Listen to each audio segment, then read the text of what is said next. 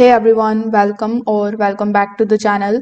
In today's video, I will show you exactly how to fix the issues of the Black Ops 7 keep restarting on your PC. So this problem usually comes from the system conflicts and unusable game files. So I will walk you through the solutions that you can try on your Windows PC or a laptop. So the first fix that you can try is remove any of the corrupted drivers, especially the GPU drives.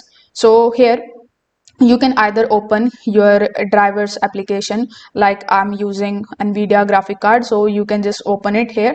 Then when you go to the drivers tab, you will have to simply check for any of the updates available. If you see any of the updates available here, simply click on the option of install and upgrade your drivers first. You can also just right click on this start menu, then you can go to the device manager. Over here, simply click on the option of display adapter.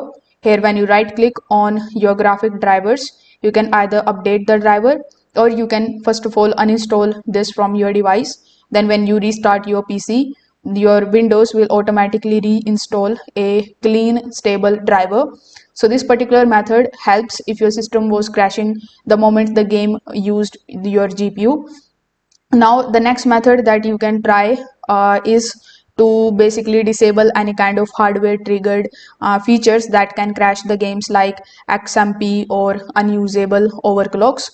For that, you can go to your BIOS, then you can turn off the XMP and remove any of the GPU or the CPU overclock.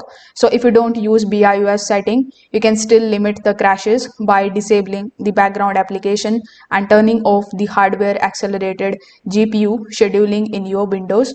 So here, when you go to your Windows settings, you are going to see the option of display over here. So in your system, you are going to see the option of graphics.